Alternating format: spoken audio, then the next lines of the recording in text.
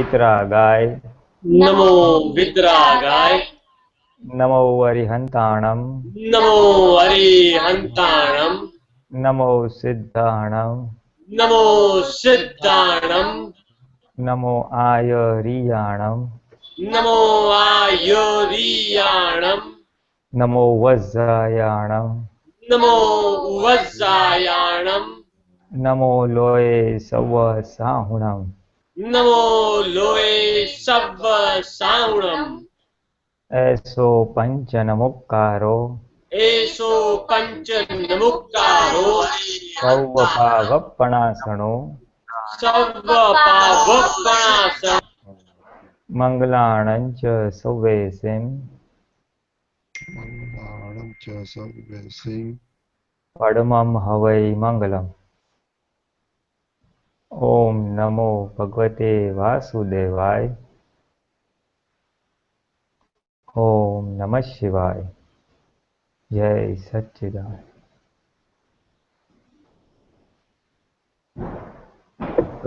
બધા મ્યુટ પર છે એટલે કોઈને ક્વેશ્ચન પૂછવો હોય Okay. તો મ્યુટ કરીને પૂછજો કે વાત કરવી હશે. Okay. Mahan, you go ahead with the topic. Your question. So આજનો topic No, not topic, your question.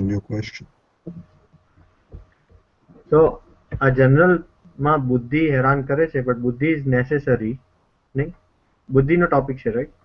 English. Please Right. in English. Right. So when the intellect is bothering you and you need intellect to do your work and otherwise that work that is why you are hired. So how do you conflict to tell the intellect not to interfere in certain areas but to be active in other areas? Very good question. See, intellect, let us define what intellect does or what is the function of intellect.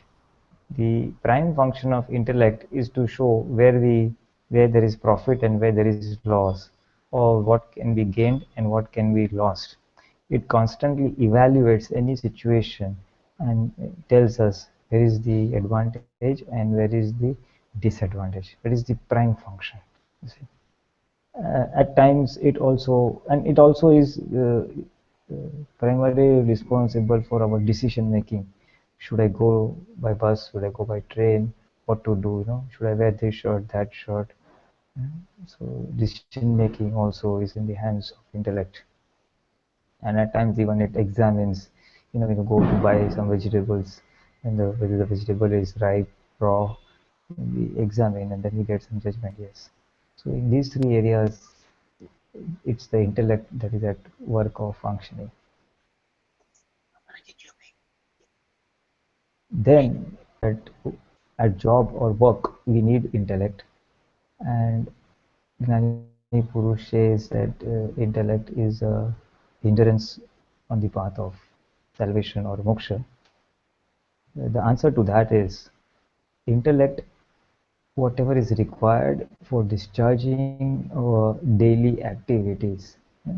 Intellect is required even for small mundane things, like when you go for bath, whether the water is enough hot or it is not, or it is too hot. So all those things which are necessary for our normal working, that necessary intellect is available and will naturally operate for the smooth discharge of our body functions or work. What is not desired or a hindrance in the path of moksha is excess intellect. That intellect which makes us very uneasy and discomfortable, what causes stress, what builds up tensions, that intellect is a bother. And intellect has been defined as two types. First one is called samyak intellect and the second is called viprit intellect. Samyak buddhi and viprit buddhi. The right and the I don't know what we call viprit, but viprit Budhi ne, if I say in Gujarati, that which moves us away from the path of moksha is called Viparit Buddhi. And that Buddhi or intellect which leads towards moksha, that happiness is in the soul, which shows us advantage in soul related or salvation related activities, that is Samyak Buddhi or right intellect. The one that is a hindrance on the path of moksha is the Viparit Buddhi or the Viparit intellect. Because the function of Viparit intellect is to show profit and loss in all our worldly activities. For example, when we go travel by a train, is on entering the compartment, immediately the intellect will tell, take this seat, there is more sunlight or less sunlight here, you will get more breeze, you will get less trouble over here. So that profit and loss or advantage and disadvantage is being shown by the Viparit Buddhi. Anything related to worldly life, worldly happiness, body happiness, all that is the function of Viparit Buddhi. So it is this Viparit Buddhi which will not allow a person to come out of worldly pleasures or happiness, because the function of that buddhi or intellect is to show where can I have more happiness in worldly life, where can I have the pleasures or happiness from the five senses. It will constantly keep on telling you that this is advantageous, there is more advantage in doing this, you will benefit, you will be more happy, but all from worldly happiness, temporary happiness. So that intellect is to be watched with the help of our awareness or jagrati. And as we advance in Gnan, in the soul realization state or Atma Jagrati, that intellect step by step becomes samyak or straightened forward. It will then lead towards or show advantages of being in soul awareness, of leading a life which will lead us towards liberation or moksha. That buddhi will show, you got 2 hours, why don't you listen to some nice pad or satsang? Why are you wasting your time in TV or other related activities? So advantage in doing something related to the soul or liberation, advantages of that side or the soul side is the samyak buddhi function. And gradually, as one develops or evolves spiritually with the help of ayagnas and other things, the Viparit Buddhi turns into Samyak Buddhi. It's a gradual process. As one remains in constant touch with the Gnani Purush, Gnani no Sanithya, or even if you don't have a Gnani, if you are serving a saint or a guru, if you are in touch with spiritual activities and books, if you have reduced worldly requirements, ગુજરાતીમાં જેને કહેવાય ને પરિગ્રહ ઓછા થઈ ગયા હોય, એવી બધી વસ્તુઓ હોય, તો ત્યાં આગળ બી ધીમે ધીમે બુદ્ધિ સમ્યક થતી જાય. Will you please excuse me? I will just got a call. Huh? Just 1 second.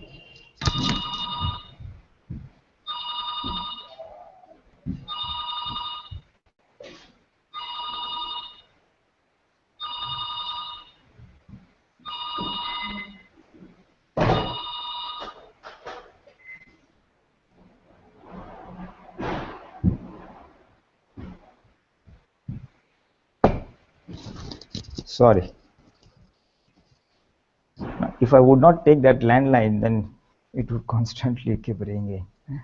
Okay, so we were on the topic of buddhi. And then it has got various names given. Krishna Bhagavan used to call it Vyabhicharani Buddhi, the Viparit Buddhi, or the Buddhi which shows profit and loss in worldly activities. And the opposite is Avyabhicharani Buddhi. then that intellect which shows advantages of doing something good for others, obliging people, adjustment so that others don't get hurt. All that also comes in samyak intellect. And the selfish intellect, what is in for me, it should be my advantage. It may even hurt somebody for one's own safe side. All that type of intellect is the viparit buddhi or vyabhicharani buddhi. This is slightly to understand which intellect is helpful to us on the path of moksha and which is not helpful. Viparit buddhi is helpful, but if you want to lead a good worldly life, see the advantages of worldly life, there viparit buddhi is useful. So this is the in answer to your question. Okay, how do I demarcate intelligence required for work life and intelligence not required for the path of salvation? So I have to We prevent as the Viprit Buddhis. Anytime that Viprit Buddhi is active, I just have to turn it in the right to be aware of it. The moment you are being shown the advantages of worldly matters, it is viparit buddhi at function. Advantages of the soul related pleasures or awareness are the samyak buddhi. Very simple. Then we can also identify the viparit buddhi by the disadvantages we encounter in our daily life. Those who have got a slightly higher viparit buddhi, they at times become emotional. You know, someone says someone says some bad things about you, that you have made a lot of loss for me, and throughout the night we are disturbed, we are uneasy. If we see money is coming out of someone's pocket while he's walking on the road and we are walking behind him, we get emotional. Hey, you're losing money and things like that. That is excess buddhi. Person with normal buddhi will not get emotional about all things. He has said something, he has said something, forget it. That is one aspect. Other aspects, we become sensitive, you know. My guest is coming, so let me do this, I have to do this, I have to do that. One becomes very emotional, or you know, I have to do this, I have to do that. He's very uneasy. So all that is also, once that is happening to us, we must realize that it is the viparit buddhi which is at work. One becomes emotional, one becomes sensitive, all that is there. One remains in a state of badatra, that we say, you know, inner burning, inner dissatisfaction. For example, a child in our house, or we don't have servants over there, but some guest or a servant in Indian case breaks a nice set of crockery, cup and saucers that you have brought, then the whole night you will feel disturbed. Such an expensive and beautiful set I had bought, it's so expensive, and now that fellow has broken it. So all that disturbance that it causes, little will happen, but if it is sustained over a period of time, then we must realize that it is the buddhi, the viparit buddhi, which is at work. These are symptoms of viparit buddhi. Viparit buddhi also, you know, tries to make work according to one's fancies and desires, what we call as swachhand. This is the way it should be. Doctor has said come at 3 o'clock. What will happen if I don't come at 3? He had said do this, but what happens if I don't do that? So that type of thing, he adds his own things in that. That also is viparit buddhi at work. Sometimes one keeps on imagining fears, you know. He said he will do this, what will happen if he does that? Excess of imagination also. Sometimes we extrapolate situations. Today my income is so much. How will I manage my children when they grow up? How will I manage that? We try to extrapolate today's situation into the future. But that is not the case. Income situations all will change. So all troubles, unhappiness or uneasiness caused by such extrapolations or excessive thinking, you must understand that viparit buddhi has work. So we must become alert about it, aware about it, and then we can be protected from the ill effects of that.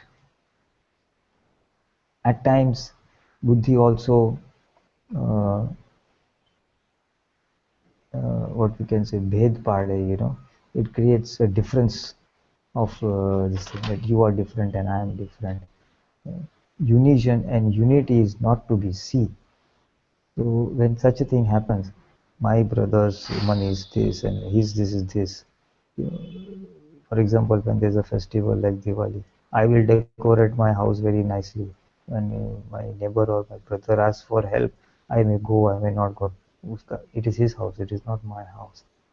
Although we are otherwise on very good speaking terms, although otherwise when we are very friendly and also helpful to each other, but at times when such thing happens, there is a difference in thinking, and then we must understand or realize that it's Viparit Buddhi that is at work.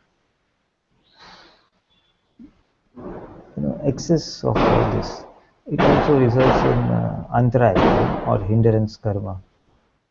Someone has felt, if a friend of ours, he feels like donating money to some orphanage, and we go and tell, don't do that, they misuse the funds, it really does not percolate down to children. Then he stops or he decides not to donate, then that is a hindrance karma that we have created. The money or donation that was to accrue to the charity home, we block. So that becomes a hindrance karma or antaraya karma for us. Even we will be blocked when someone wants to give us some amount to us. Now this is the function of Viparit Buddhi, offering unsolicited advice. It's not asked for, yet they just interfere. So in the process, it causes a loss to one's own self. So when such a thing happens, we can understand that it is our Viprit Buddhi that is at work. Those who have little excess of this, at times it even stops nididhyasana, visualization of our spiritual master or guru. And we try to do that, this Buddhi will drag you away from that and lead you to worldly thinking and things like that. So it stops the visualization of nididhyasana. It may happen to some, it may not happen to all, but I'm just sharing where all Viprit Buddhi functions and how it is a hindrance on our path of moksha. It also reduces your easiness or naturalness. You may be sitting easily, naturally in your house, eating in some particular manner, but when guests come or otherwise, you feel it to be in etiquette. You must maintain some etiquette and decoration. So that is that Buddhi at work. It removes your easiness also. Any questions? Yeah, Pulinanandji. Okay. So, Yeah. you give a lot of examples of Viprit Buddhi and Samyak Buddhi. Now, in our everyday life, we have to make a lot of decisions.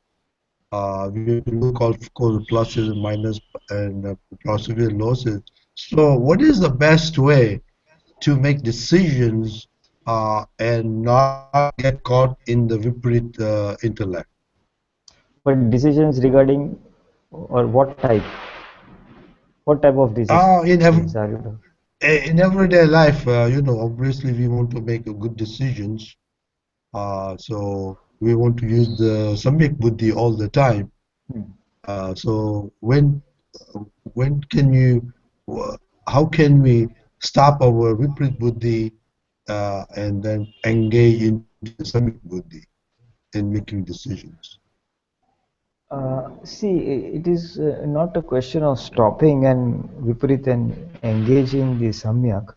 Samyak is a way or a perspective of looking at things. If one is oriented towards moksha, then in front of him, liberation from the worldly life, remaining steady in Atma Jagrati, Now, those will be his prime desires. And then the intellect functions that if I do this, it will enhance my Jagrati. If I do this, it will reduce my Jagrati. If I do this, this will lead me to moksha. We feel, let me buy some dresses, let me buy some TV, this, that. Then, or let me go for outing, let me do this, let me do that. A question one would ask oneself, will all this lead you towards moksha? If it will lead you, yes, then you are on the right. So the buddhi which asks such a question, will it lead me towards moksha, my end goal? Yes. If it shows me advantages of that, then it is the samyak buddhi at function or working. Otherwise, viparit buddhi by default is always there, Yeah. and it will turn. You see, it gradually it will on its own realize okay, there is a lot of disadvantage in worldly or pleasures. Disadvantage in the sense these are all temporary and leads to rag dvesh, which and attachment and abhorrence, and which is not the my goal. My goal is vitratat or to remain equanimous in all situations. So when this buddhi itself realizes okay, that my thought process or my functioning is leading to rag dvesh or hatred and things like that, it itself will say, no, don't do this. Let us follow the agnas of Dada, or let us go by what Gnani Purush says. It, in some occasions, it will turn around. So that much portion has become samyak. Remaining is still viprit. Step by step, all the viprit portion will go away, and what will remain is samyak. In some day-to-day function, buddhi will always be there. But if it is sort of what we can say plated or converted into samyak part, then it will never affect us. Coming to your original question that in day-to-day life we are required to make decisions, and how do we see to it that the quality of decisions is right.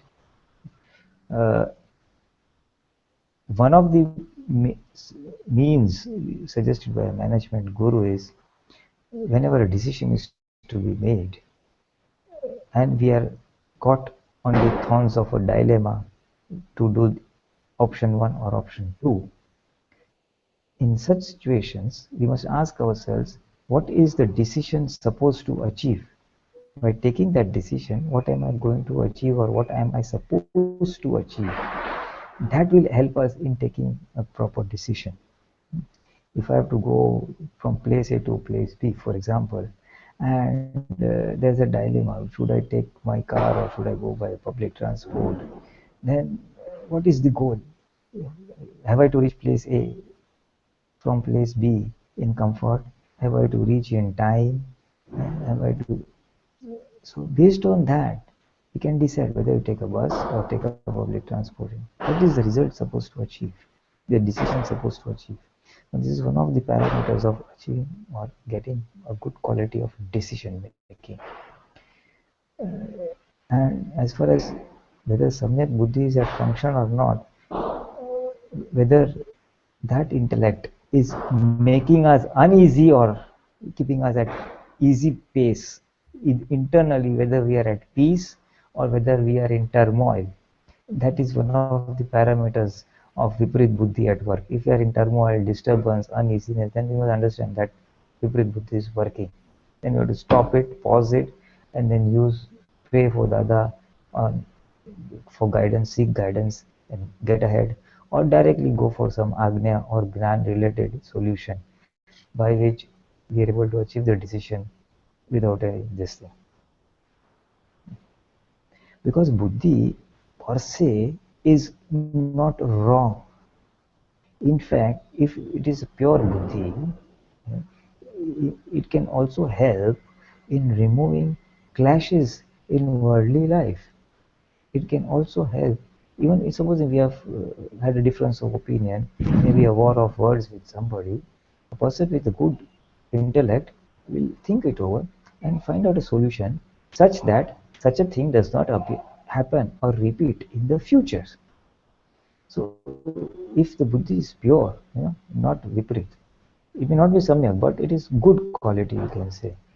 It can also be useful in worldly life. And people with top brains, as they say in common language, who are topmost bureaucrats or very good administrators, they have very good intellect because they solve worldly problems, administrative problems, and all that. And those people will never do wrong things like bribery or cheating and all that, because those are very lower order activities. And person with a clear intellect will not indulge in such things. He will not like to take up a post of a minister where he will have to indulge in such thing. He may rather change this thing. He likes to work hard, good quality of work, and not indulge in nullified activities. So pure buddhi also is good. In the present times, karmas are such that generally the buddhi is viparit. And it is this viparit buddhi that is at cross purpose with achieving salvation. In fact, one of the other things Dada Bhagavan has also said is that in this present era, what we call as Kali or Panchma, fifth era, according to Jain philosophy.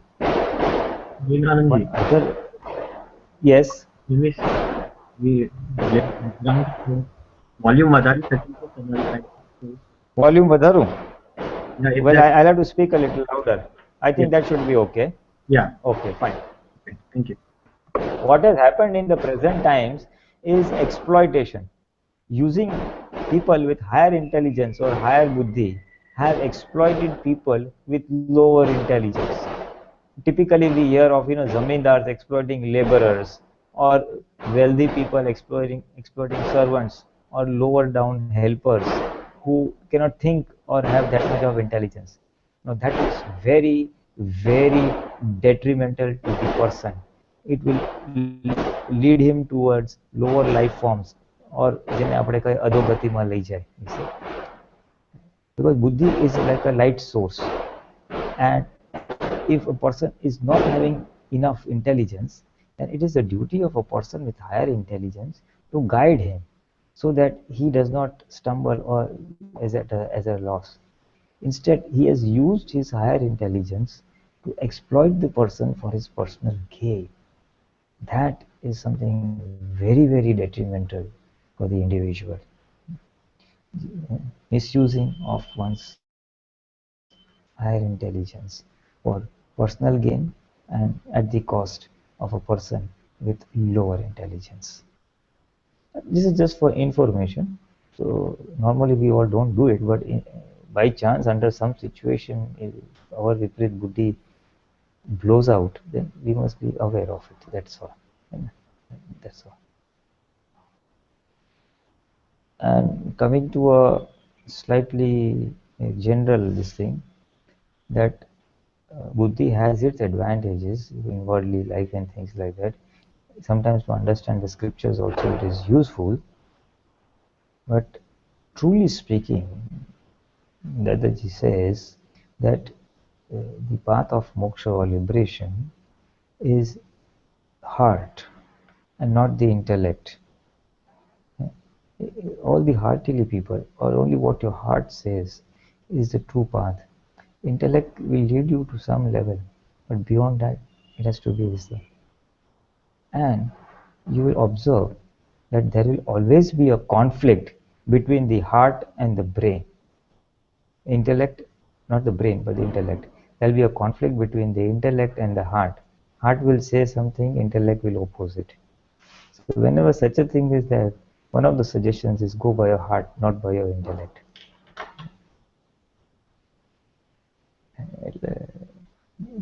So sometimes one person asks that if someone constantly exploits us or hurts us by his actions or by words, what should we do? Our viparit buddhi will say, I will show him and I'll do this to him and I'll do that to him. That's the viparit intellect which will naturally come up. So there Dada shares his wisdom that if you also do tit for tat, then you will again increase your ragdvesh, you will again remain in worldly life. And if you want to get out of it, do not go for tit for tat. You have to remain non-violent against violent behavior. Violence means not the physical violence, but the verbal or the mental torture type of thing, exploitation. We must still remain non-violent towards such a person. Because if you do what that, then again we are hurting ourselves. Number one. Number two, he says that we have done such a behavior to others in the past.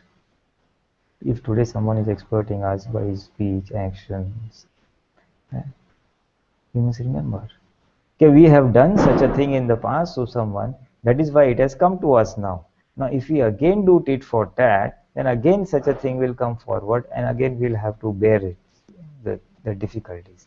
So rather clear out the account right away and do not go for tit for tat.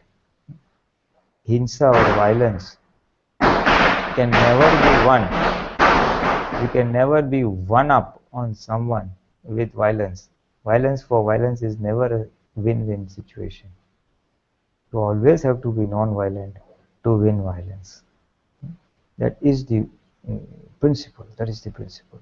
So if we know this principle, then it helps us that when such a thing happens, what should we do? What should be a quality of decision?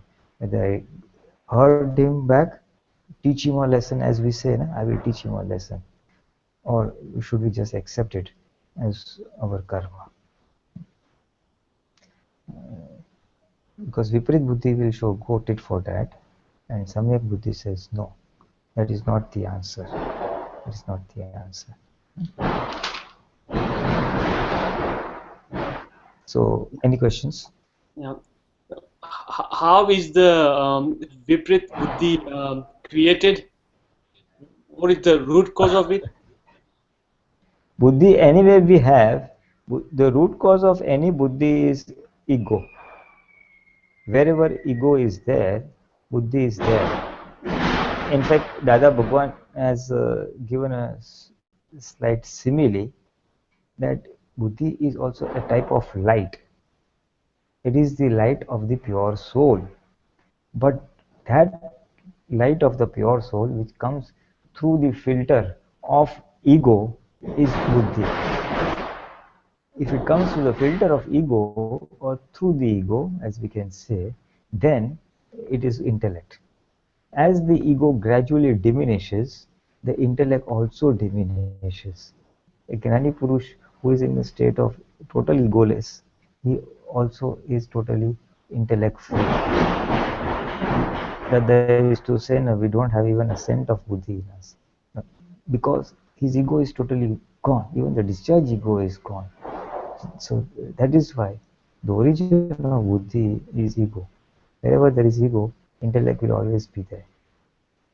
Because ego normally goes by what the intellect says. So, if the ego is good, caring and loving, the intellect will also be good, caring and loving. It will show how to be a caring person, what are the advantages in obliging others, so and so. But if the ego is selfish, egoistic, hurting, show off type thing, then the intellect will also be of that type. The intellect will be of the type the ego is.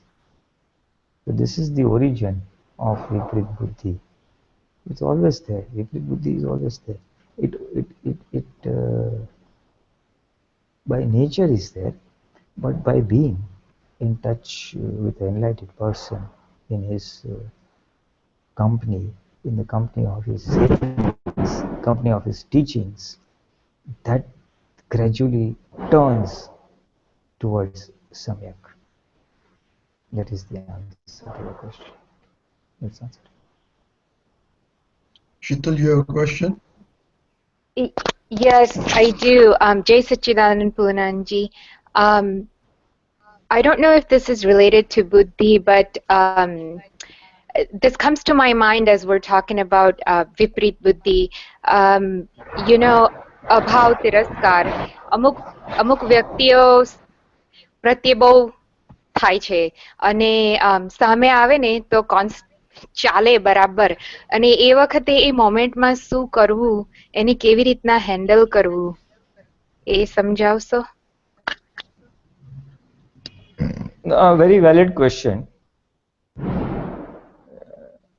Nowadays we definitely encounters situations where one or two persons' behavior is so very irritating to us that above Tiraskar happens. You see?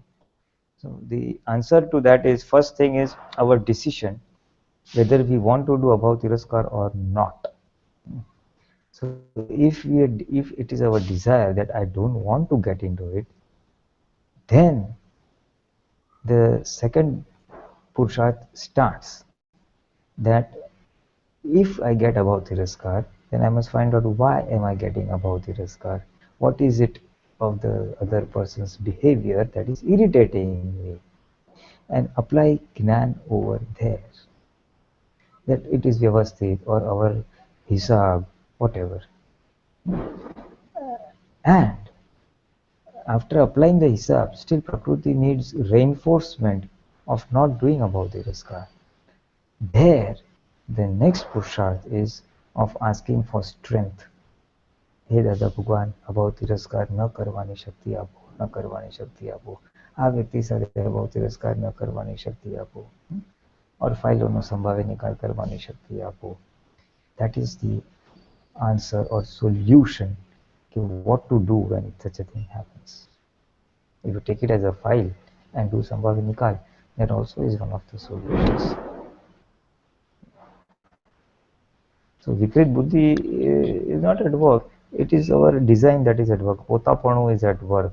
I think it should be done that way. Everyone has a design of way things should be done, how I should be working, how the other person should be behaving, reacting, or following orders. Now when it doesn't happen according to our design, it irritates us. And when that happens over a prolonged period of time, then it results into a Bhautiraskar. So it is at such situations that we must find out the cause, apply the Gnan over there, and ask for strength. સમજવું પડે Is કે that કેમ okay? થાય. હા એટલે હા, find હા. Out કરવું પડે કે કેમ થાય છે અને પછી જ્ઞાન હા. એના ઉપર. Yes. હા હા, હા. બરાબર. જય સચ્ચિદાનંદ. એ અમુક વાર If someone, yes. હું કહેવાની હતી કે અમુક વાર જો આપણે 9 કલમોનો તો હું ઉપયોગ કરું છું અને સ્પેસિફિક પર્સનને ફેસ જોઈને બોલું છું, પણ ક્યારેક એવું થાય છે ને કે બધું ઉપરા છપરી આવે અને એવી સિચ્યુએશનમાં હોય, ફોર એક્ઝામ્પલ ગાડીમાં બેસીને કશે જતા હોય ને 2 કલાક ડ્રાઈવ હોય તો there is no escape. you know અભાવ તિરસ્કાર જરે બરાબર અને પછી કલાક પછી છે ને આમ કહીએ કે વાણી પર સંયમ રાખીએ પણ પછી નથી રહેતો ને પછી બધું નીકળી આવે છે. એટલે તે વખતે શું કરવું તે એ મૂંઝવણ થાય છે. See, આપણી એક ગોઠવણી હોવી જોઈએ કે આ રીતે કરવું નથી. આ જે બિહેવિયર આપણો થાય છે અભાવ તિરસ્કાર, એ કરવો નથી, એ ખોટો છે, એ આપણો એક અભિપ્રાય હોવો જોઈએ જે છે. પછી તમારો ક્વેશ્ચન છે કે વર્તનમાં આવતું નથી સંજોગોના દબાણમાં. એટલે જ્ઞાન વાપરવા છતાં જ્યારે ના આવે તો સમજવાનું આપણો ભોગવટો ત્યાં છે. We are destined for some amount of suffering for some period of time because of some other mistake somewhere else. બીજી કોઈ જગ્યાએ આપણે કોઈ ગુનો ભૂલ જે બી કર્યું હોય એનો ભોગવટો દુઃખ સ્વરૂપે તમને આવવાનું છે. અને એમાં આ માણસનું વર્તન વાણી ગમે તે થઈ જાય કે જે તમને ઇરિટેટ કરે. એટલે ઇરિટેશન ઓર અભાવ તિરસ્કાર ઇઝ અ મેન્ટલ ટોર્ચર. કે જતો વાગી જાય તો it is a physical pain, this is a mental pain. એટલે માનસિક દુઃખ છે. એટલે માનસિક દુઃખ આપણે કંઈક ભૂલ કરી હોય એનું પરિણામ જ્યારે આવવાનું હોય ત્યારે ગમે એટલું જ્ઞાન વાપરો ને સેટ નહીં થાય. કારણ કે તમે એક પ્રકારનો ગુનો કર્યો છે એ ભોગવવો જ પડશે ચીકણો હિસાબ હોય તો. અને એ પૂરો થઈ જશે પછી again you will be okay and normal અને બધું જ્ઞાન હાજર થઈ જશે. પણ આમ કરતા કરતા જ શક્તિઓ માંગતા આ નથી કરવું એમ કરતા કરતા જ તમને તમારી મૂળ ભૂલ બી પકડાશે. What is the root cause which is somewhere else. એ પકડાશે અને એના પર પુરુષાર્થ થશે ને એ ભૂલ જશે તો તમને આ બાજુથી જે ભોગવટા આવે છે એ બી ઓછા થશે. So we should be focusing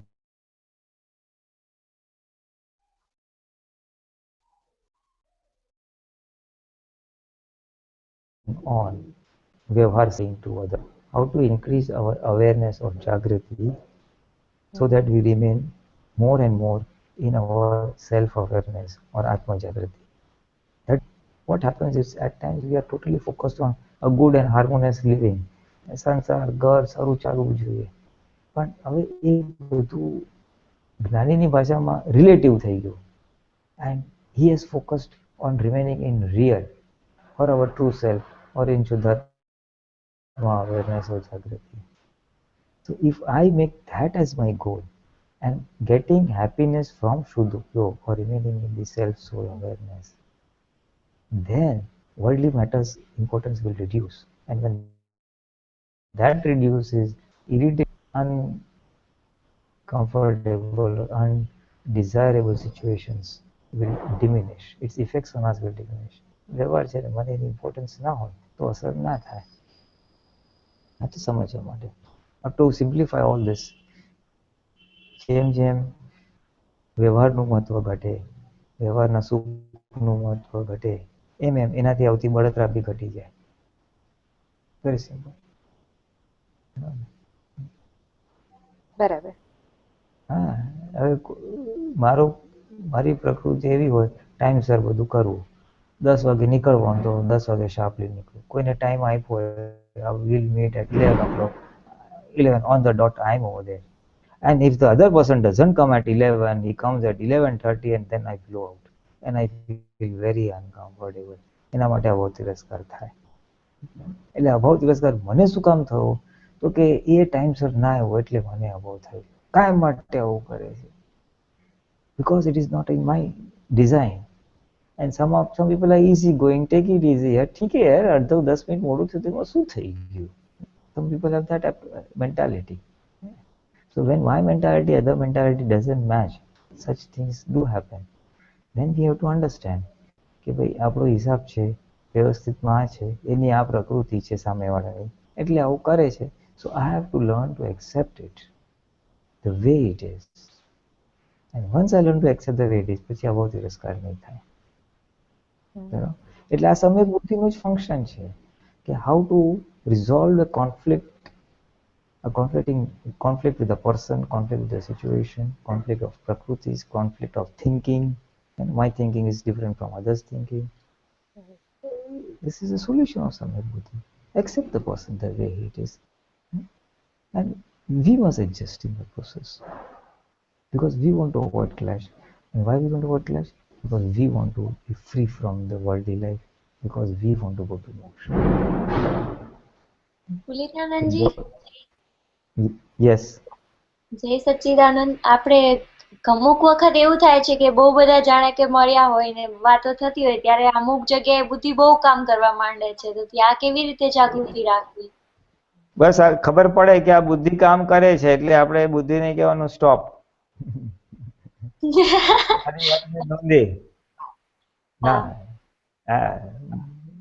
ઘણા જ એના બુદ્ધિને ફંક્શન એનું કરવા માટે ઉપાયો છે 3-4. એક તો પેલા એનું મહત્વ ઘટાડી દેવાનું. અત્યાર સુધી અમુક વાર કેવું છે આપણે બુદ્ધિના ઓલાથી જ ચાલ્યા હોય. We have been living our life on the directions of બુદ્ધિ. એટલે હવેથી જ્ઞાન મળ્યું, સમજ મળી, એટલે હવે આપણે બુદ્ધિનું મહત્વ ઘટાડી દેવાનું.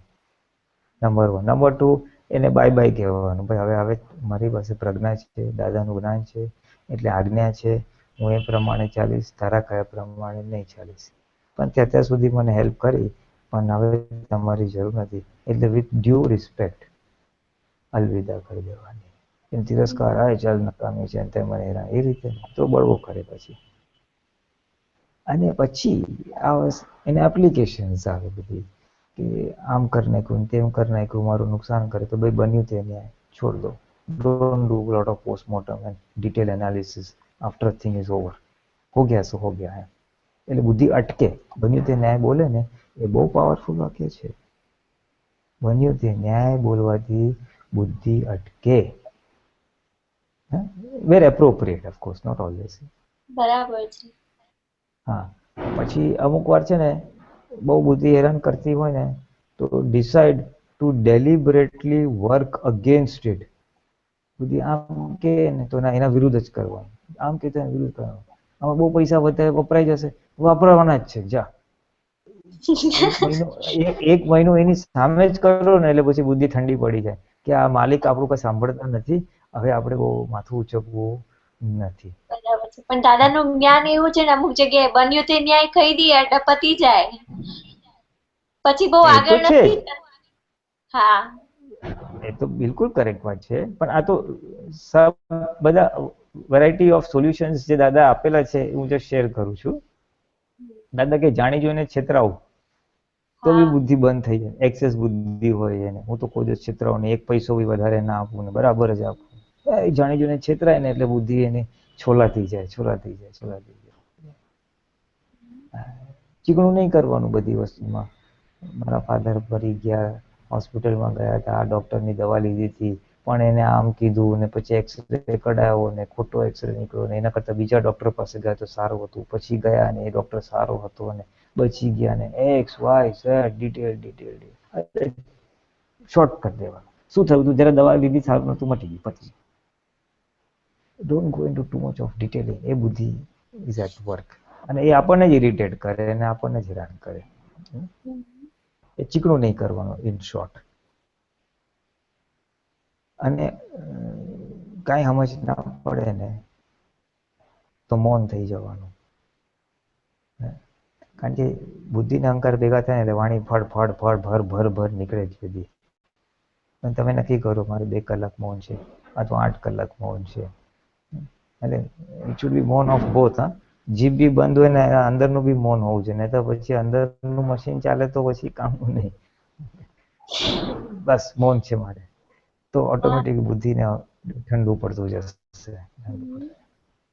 એટલે જે તમે કહો છો કે બીજા બધા લોકો હોય અને ત્યારે આ બધું થઈ જાય, ત્યાં આપણે પહેલેથી એલર્ટ થઈ જવું પડે.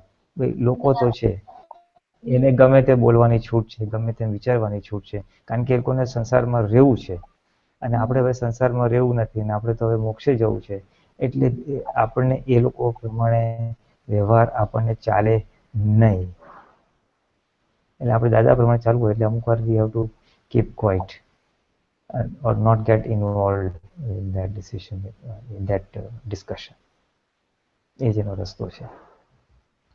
કારણ કે ધ્યેય જુદા થાય, દિશા જુદી થઈ ગઈ આપણે. અને તમે લોકો અનુભવ કર્યો બી હશે. હવે જ્ઞાન લીધા પછી તમે તો હમણાં જ લીધું છે એટલે બહુ કદાચ અસર ના થઈ હોય, પણ 5 વર્ષ જ્ઞાન લીધા પછી છે ને મહાત્માઓને સદાઓ સાથે ગમે નહીં વાત કરવાનું. કારણ કે સદાઓની બધી વાતો સંસારની ને વ્યવહારની ને ફર્નિચર ને સાડી ને કપડાં ને આ અને એ આપણું ધ્યેય હોય જ નહીં, કારણ કે આપણને એમાંથી સુખ આવતું જ ના હોય. આપણે અંદરનું સુખ હોય ને એ કેમ એટલે એ રહેવાનું છે. There will be a difference. There will always be a difference. એટલે આપણે જો પુરુષાર્થ કરવો હોય તો એક તો આપણો અહંકાર જેમ જેમ ડાઉન જશે આજ્ઞા કરીને, તેમ તેમ આપણી બુદ્ધિ બી ડાઉન થતી જશે. જ્ઞાનીનો પરિચય, જ્ઞાનીની વાતોનો પરિચય, આજ્ઞાનો પરિચય, તેમ તેમ બુદ્ધિ સવડી અથવા સમ્યક થતી જશે. એટલે અને બહુ જ હેરાન કરતી હોય તો પછી બુદ્ધિ છે ને જ્ઞાનીને સોંપી દેવાની. હે દાદા તમે આ બુદ્ધિ તમને સોંપી, જાઓ ગેટ આઉટ, બુદ્ધિને કહી દો. એ બી એક ઓપ્શન છે. ઇનફેક્ટ ચરણવિધિમાં આપણે બોલીએ જ છીએ, વિધુ છે ચરણવિધિ, મારું મન અને બુદ્ધિ સર્વતા આપને વશ વર્ત્યા કરો. બહુ મોટી ભાવના છે, બહુ મોટી ભાવના છે. એટલે જેમ જેમ આપણે એમને સોંપી દઈએ એટલે પછી આપણી પાસે રહે શું, દાદાનું જ્ઞાન જ રહે, ડાયરેક્ટ પ્રજ્ઞા જ રહે. એટલે એ પ્રજ્ઞાના અને દાદાના જ્ઞાન પ્રમાણે જ ચાલવું પડે. એ રીતે આપણી પ્રગતિ છે. એ રીતે આપણી પ્રગતિ છે. Pulinanandji.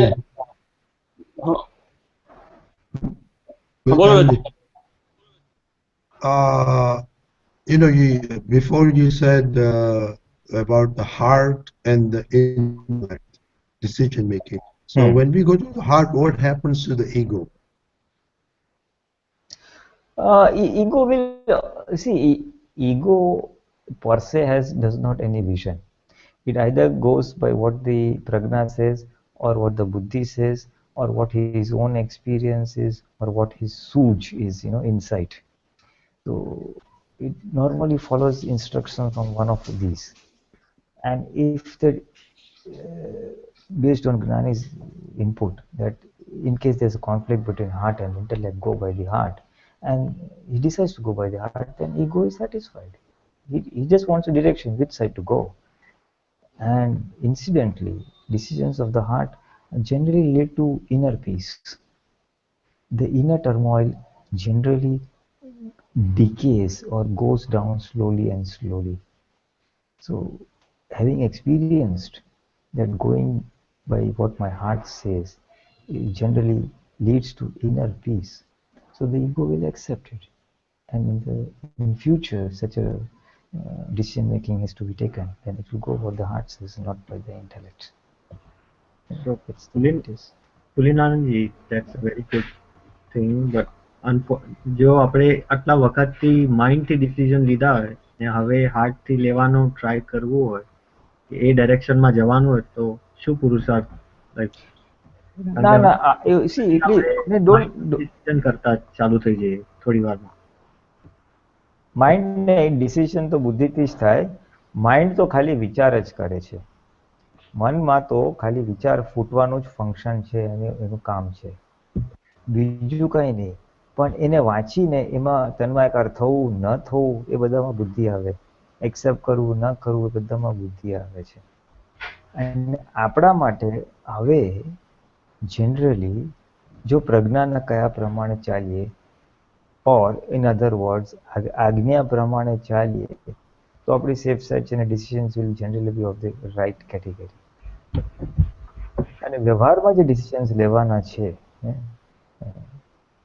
તો ત્યાં આગળ આપણું પાપ પુણ્યનો હિસાબ બી થોડોક કામ કરશે.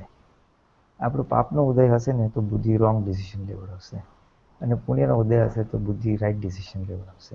ટિપિકલી શેર બજાર હોય, હું શેર વેચું કે ના વેચું, અમુક વાર વેચી નાખીને અરે ભાવ તો બહુ વધી ગયા, સારા લોસ કરો, અને અમુક વાર ભાવ ઘટી જાય તો બહુ આનંદ થાય, ચલો આપણે ટાઈમસર વેચી દીધા.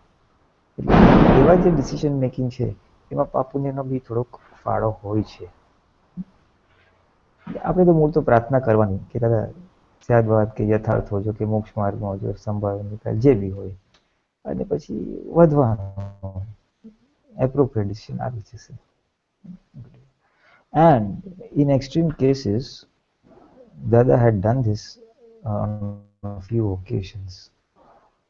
કે હું આ કરું કે આ કરું મને ના સમજાતું હોય. There are two options, મારે 1 લાખ રૂપિયા ઇન્વેસ્ટ કરવાના છે, આ માણસને આપું કે ના આપું, or something, whatever.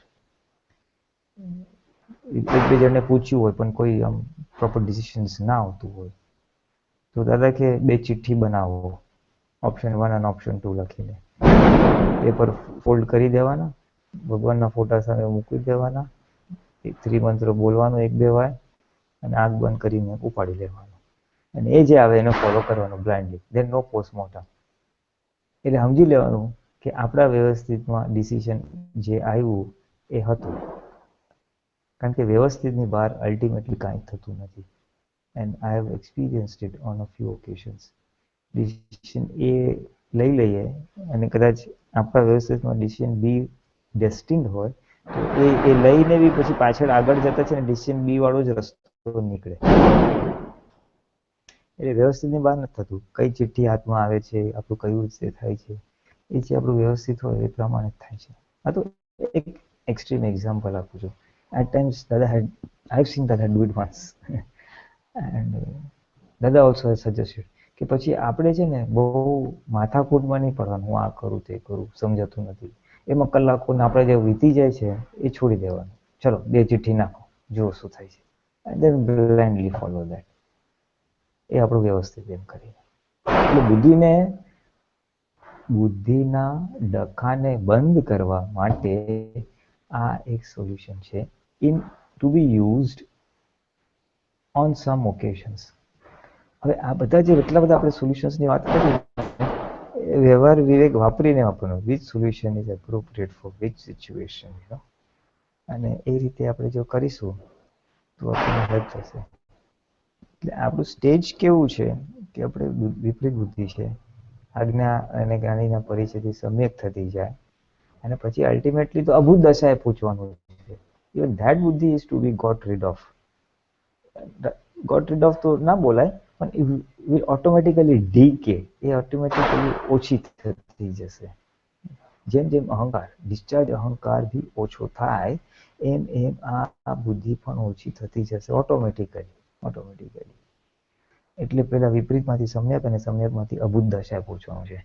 અભૂત દશા એટલે બુદ્ધિનો અભાવ કરો, બુદ્ધિનો પ્રભાવ બી ના પડે. એના પહેલાની એક સ્ટેજ એવી આવે, બુદ્ધિ કામ કરશે આમ કરશે એમ કરશે, પણ એનો આપણે પર પ્રભાવ ના પડે. અલ્ટિમેટલી આપણે દાદાના કયા પ્રમાણે જ કરીએ અને પછી અભૂત દશા આવશે.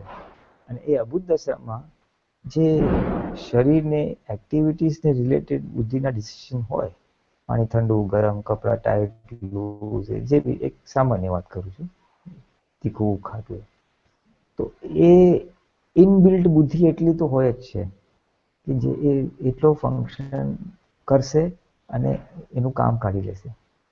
વધારાની બુદ્ધિ ઇમોશનલ કરે, સેન્સિટિવ કરે, બીજાને દોષ દેખાડે, એ બધો ભાગ આખો નીકળી ગયો હોય. એટલે માણસ નિરાકુરતાની સ્ટેજમાં જ હોય, is at ease, generally speaking. That's the roadmap for Budhi for us.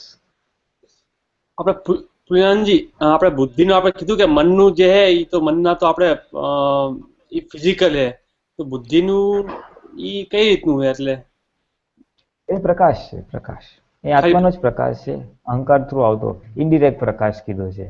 હવે ઇનડિરેક્ટ માટે એક નાની સિમિલી આપી છે, પણ બહુ જસ્ટ સમજવા માટે કે જેમ સૂર્યનો પ્રકાશ એક મિરર પર પડે અને મિરરમાંથી રિફ્લેક્ટ થઈને સાઈડમાં બીજી જગ્યાએ પડે, એટલે એ જે બીજી જગ્યાએ પડ્યો ઇટ્સ નોટ ડાયરેક્ટ પ્રકાશ, ઇનડાયરેક્ટ આવ્યો છે. એટલે anything that comes through the medium of ego, એને બુદ્ધિ કહી. એટલે ઈગો જેમ જેમ ઓછો થશે એમ બુદ્ધિ ઓછી થશે. એટલે બુદ્ધિ પર સે આત્માનો જ પ્રકાશ છે. એટલે જ કીધું ને, અહંકાર ડાયો હોય તો ડાય બુદ્ધિ, અહંકાર ગાંડ હોય તો ગાંડી બુદ્ધિ. અને આપણો અહંકાર જેમ જેમ ઓછો થાય એમ આત્માનો ડિરેક્ટ પ્રકાશ વધે. પ્રજ્ઞા જે છે આત્માનો ડિરેક્ટ પ્રકાશ છે. અને આપણને બી ડાયરેક્ટ, એટલે દાદા બી કે ને અમે અમારા દર્શનથી જ્ઞાનથી જ ચાલીએ, અમારે બુદ્ધિ ના હોય. અને એ આપણે એ સ્ટેજ તરફ જઈ રહ્યા છે, સ્ટેપ બાય સ્ટેપ જઈ રહ્યા છે. બેક ઓફ ધી માઇન્ડ બુદ્ધિના પ્રભાવમાં રહેવું નથી, સમ્યક થાય અને પછી અબૂત થાય એટલું આપણામાં હોવું જોઈએ.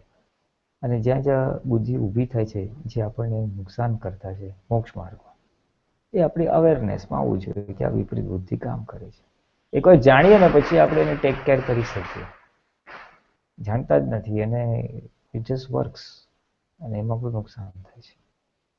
મોક્ષ માર્ગ માટે બુદ્ધિ અથવા સ્પેશિયલી વિપરીત બુદ્ધિ નુકસાન કરતા છે. એટલું આપણે ધ્યાનમાં કે જાણવા હોવું જોઈએ. બસ પ્રકાશ જ છે, પ્રકાશ.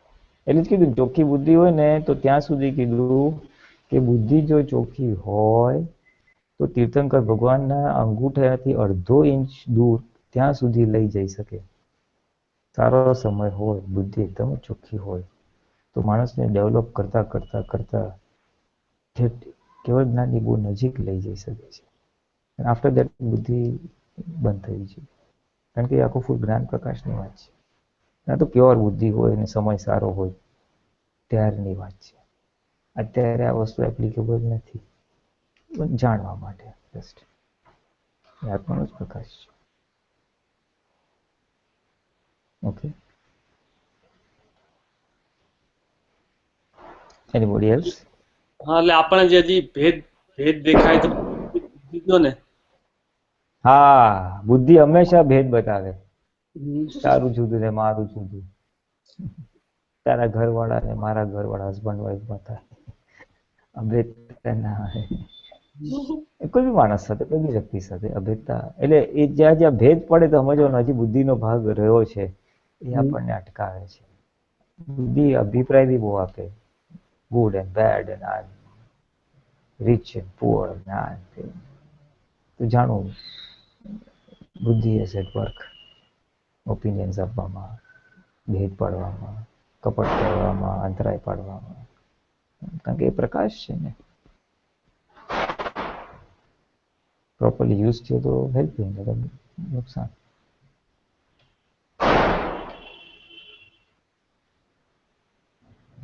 તમારા લોકોની અમુક અંશે બુદ્ધિ તો સવડી છે ને, આપણે ઓનલાઈન સત્સંગમાં હાજર આપવાનું એટલે થવાનું. થર્સડેઝ બી તમે આવો છો, સન્ડેઝ બી આવો છો, બધું મૂકીને આને ઓવરરાઇડિંગ પ્રાયોરિટી આપી શકીએ નહીં તમે લોકો. યુ ઓલવેઝ દે. હવે એ સમ્યક બુદ્ધિ છે. હા, સત્સંગ તો જવાનું છે, કારણ કે તમે મોક્ષ તરફ લઈ જવાનું બતાવે છે. અને જેનું ના હોય, હા ટાઈમ હશે તો સત્સંગમાં બેસીશું, નહીં તો આપણે આજે તો મસ્ત ફૂટબોલ મેચ છે, આજે તો આ છે, આજે તે છે, એટલે એ વ્યવહાર તરફ ખેંચી જાય. એડવાન્ટેજ એ વિપરીત રીતે કામ કરે છે. સમજવા માટે તો ડિસ્ચાર્જ ભાગમાં. બોલો બીજું. પુલિનાનજી, પેલું ભાવ તિરસ્કારની વાત કરી, તારે રૂટ કોઝ ની વાત કરી હતી. એ રૂટ કોઝ કેવી રીતે દેખાય કે સમજાય, એની પ્રોસેસ ની વાત કરશો? પ્રોસેસમાં તો કેવું છે કે એ આપણને અંદર જ ખબર પડે કે હું આ માણસ સાથે ઇરિટેટ થાઉં છું, અથવા એ માણસના પર્ટિક્યુલર બિહેવિયર સાથે ઇરિટેટ થાઉં છું, તો પછી મને થોડુંક વિચારીએ તો તરત ખ્યાલ આવે. કારણ કે આપણી અંદર બોલે આ શું કરે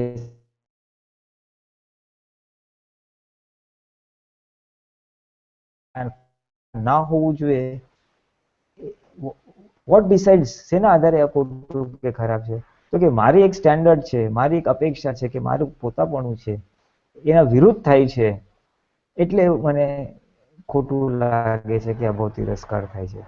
એટલે એ જે મારી પોતાપણું કયો, અપેક્ષા કયો, એક બેન્ચમાર્ક કયો, જેના સામે હું સામેનો બિહેવિયરને મૂકું છું, અને જ્યારે મિસમેચ આવે છે ત્યારે અભાવ તિરસ્કાર થાય છે. This is one of the process of identifying about તિરસ્કાર. એટલે મારો બેન્ચમાર્ક જ હું વિતરાગ કરી નાખું કે ડાઉન કરી નાખું અને accept the way they is, કે મારો હિસાબ કે એની પ્રકૃતિ છે, એનો ભરેલો માલ છે અને આપણો હિસાબ છે, તો પછી અભાવ તિરસ્કાર ઓછો થઈ જાય. હે ને, હું એના સિદ્ધાર્થમાં જોઉં, સંભાવે નિકાલને આપણો હિસાબ ઓટોમેટિકલી નીકળી જાય અભાવ તિરસ્કાર. અને આ તો કેવું છે કે એનાલાઇઝ કર્યું, સમજણ કરી લીધી એટલે નીકળી. પણ પછી એને દરેક સિચ્યુએશન મને આ યાદ રહેવું જોઈએ, એટલે અભાવ તિરસ્કાર ન કરવાની શક્તિ બી થોડીક વાર માંગવી પડે. પછી અંદર વણાઈ જાય, પછી વાંધો ના આવે, પછી લાઈફ લોંગ એ માણસ સાથે પછી અભાવ તિરસ્કાર ઉભો બી થશે તો તરત જ્ઞાન જાગૃતિ હાજર થશે અને એને નલિફાઈ કરી નાખશે. અને એક વ્યક્તિમાં તમે અભાવ તિરસ્કાર જીતી ગયા ને, પછી બીજી સિચ્યુએશનમાં અભાવ તિરસ્કાર એ જ તમારો અનુભવ તમને કામ લાગશે. And gradually all around in all situations with all people અભાવ તિરસ્કાર ઓછો થાય. બોલો શું કહેતા હતા? એટલે ખરેખર તો ભાઈ બધા જે આપણા દોષો જે છે એમાં પોતાની ડિઝાઇન એ જ જોવાની રહી ને, કારણ કે એ ડિઝાઇન ના લીધે પેલા દોષોની માન્યતા છે. એટલે ડિઝાઇન ક્લિયર કરો તો ભાઈ તમારી પેલી માન્યતા બદલાય, એનાથી ભાઈ તમારા દોષ દેખાય એમ. એટલે પોતાપણું કે છે ને દાદા, અલ્ટિમેટલી પોતાપણું બોટમ લાઈન પોતાની દોષ જ આવ્યું ને. હા, પ્રકૃતિના દોષ પર જ આવ્યું છે. આવરણ જ એનું છે ને. શુદ્ધાત્મા તો શુદ્ધ જ છે, એના પર જે બધા આવરણ છે, પોતાપણું છે, મોહ છે, મમતા છે, ક્રોધમાન, માયાલોભ છે, એ આવરણો દૂર કરવાના છે ને. એ આવરણ જ દૂર કરવાના છે. પોતાપણું વન ઓફ ધ પ્રાઇમ, એ બહુ લાસ્ટમાં જાય પણ છે ખરું.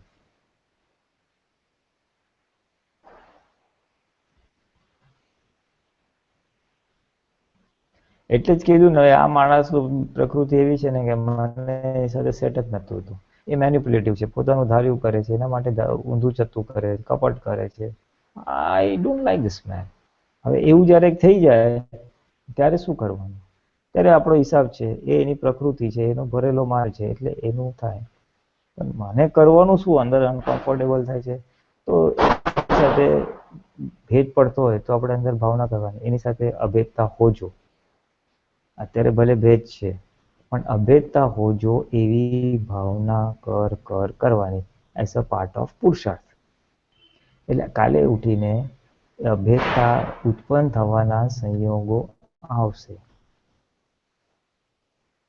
દેટ ઇઝ ધી પુરુષાર્થ.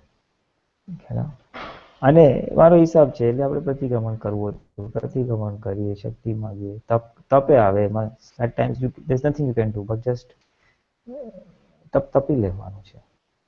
એટલે એ બધું આવે. એટલે પછી એ રીતે અભાવ તિરસ્કારનો ભાગ બંધ થઈ જાય. કારણ કે પ્રાઇમરી ક્યાં આવે છે? આપણું ગોલ અને ડિસિશન. ફોર એક્ઝામ્પલ, પ્રાગમન વચન કાયથી કોઈને દુઃખ ના હોય or અભાવ તિરસ્કાર નાખો. Now once I make that as my goal and decision, એટલે એ મારી એક લિમિટિંગ બાઉન્ડ્રી થઈ ગઈ. એટલે મારે by hook or by crook એ બાઉન્ડ્રીમાં રહેવાનું છે. અને એ બાઉન્ડ્રીમાં રહેવા માટે મારે જે પુરુષાર્થ કરવો પડે ઓટોમેટિકલી થઈ જાય. અને આપણો પોતાનો ડિસિશન હોય તો. દાદાએ કીધું છે એટલે નહીં, દાદાએ નો કલમ બોલવાનું કીધું છે એટલે નહીં, દાદાએ આજ્ઞા પાડવાની કીધી છે એટલે નહીં. મારે પાડવી છે મારી સુખ માટે, મારી વિતરાગતા માટે, મારો હિસાબ ચૂકતે કરવા માટે. તો આગળના પુરુષાર્થ સારી રીતે થાય. મારે આના માટે બહુ અણગમો થાય છે, પણ કોઈ પણ હિસાબે એની સામે અણગમો ના થવો જોઈએ અને કોઈ સાથે ના થવું જોઈએ એવું હું નક્કી કરું તો ઓટોમેટિકલી એના રસ્તા શું છે? મારા ઘરમાં કીડીઓ થાય તો ઓટોમેટિક નક્કી કરું છું કીડીઓ ન થાય એના માટે શું કરું. ગમે ત્યાંથી કીડી ના થાય પછી શોધો અને દવા કરો, આ કરો, તે કરો. જે વ્યવહારમાં કરીએ છીએ આમાં કરવાનું છે. નિશ્ચય.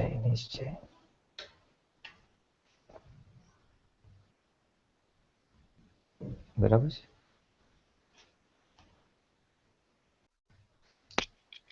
Pulinanandji, બીજા કોઈ કાંઈ? one more question. Last time તમે મનના સત્સંગમાં briefly જ બોલ્યા હતા 2-3 sentences કે નબળું મન, વીક મન, જેને નાની નાની વાતમાં અસર બહુ થઈ જાય, સહન કોઈ અપમાન આપે કે કંઈક જરાક કંઈ કહે તો એકદમ સેન્સિટિવ, સહન ના કરી શકે.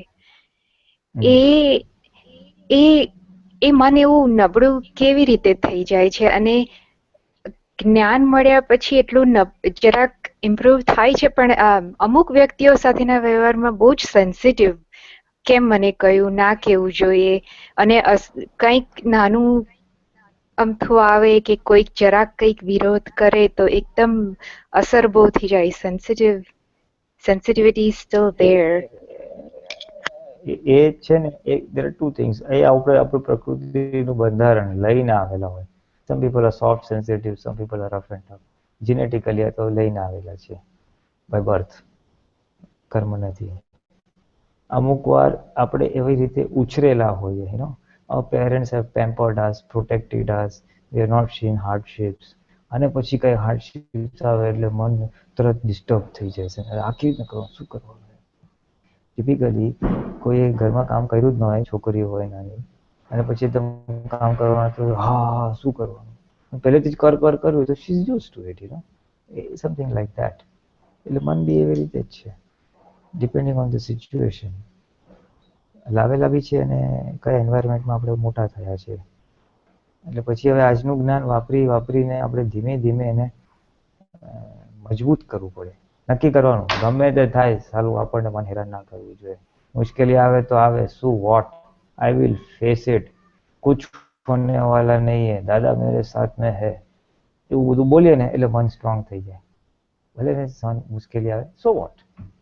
એટલે આ બધું જ્ઞાનથી, આવી સમજથી નબળા મનને સ્ટ્રોંગ કરાય.